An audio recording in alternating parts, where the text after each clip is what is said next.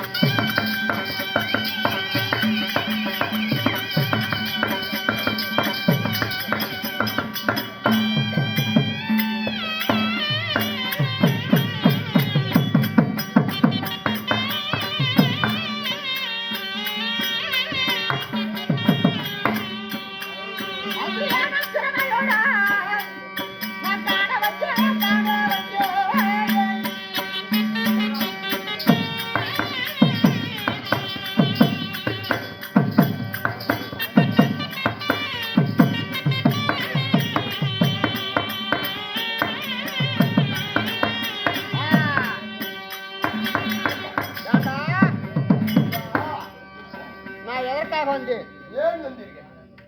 நாள் ஒன்று தவிரினாலும் நான் சிவன் பூஜை செய்யாத நாள் ஒன்றே இல்லை. ஒரு நாள் கூட சிவன் பூஜை செய்வது தவறாது. நாளே கடந்து போயிட்டாலும் சரிங்க. நான் சிவன் பூஜை போடாத இருந்தது நாள் இல்லை. அதனால இன்றைய தினத்திலே என் மனைவியை வரவழைத்து நான் கங்காதேவிக்கு கங்கைக்கு செல்ல போய் தண்ணி கண்டு வர சொல்லணும். என் மனைவிக்கு தண்ணி கொண்டு வர வேலை. கால்படாத தீர்த்தத்தை கொண்டு வந்தா அதத்தான் நான் சிவலிங்கத்தை கழுவி நான் பூசை செய்யக்கூடிய வேலை. ஆமா. அதனால என் தேவியாகப்பட்ட ரேணுகா பத்தினி ஆசிரமத்தில் இருக்கா. அது சீக்கிரமாக சென்று என் மனைவியை வரவழைத்து வருகிறாயா? தனியாத்தானே இருக்குது. அப்படி கேட்கிற கேள்வி உங்க மனைவி ஆசிரமத்துல தனியாத்தானே இருக்குது. பையா பாண்டாட அகடத்துக்கு விகடம் பேசாத அழிஞ்சு போயிடாத பையா. இல்லைங்க, நான் போயிட்டு வரலான்னு. நான் ஒரு முனிவர்ரா. முனிவர் மனைவி மேல ஆசைப்படாதரா. புதுச்சேரிக்கு நாய வேண்டாடா. முனிவர் மனைவி அவ பத்தினிடா, பதிவிரதாடா, உத்துமி சித்திரைடா.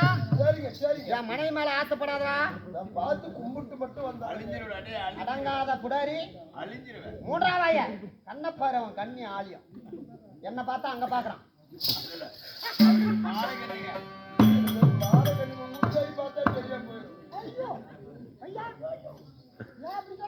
பார்த்து கூட்டிட்டு வரேன். அடக்க சடக்கத்தாட என் மனைவி சென்று அழைச்சுவாடா. வருகிறேன். மமதக்கிரி மகா முனிவராகப்பட்டவர் தன் மனைவி அழைக்க இதே நேரத்தில் ரேணுகா பத்தினி சபை தருவார். அவரால் மட்டுமே அறியலாம்.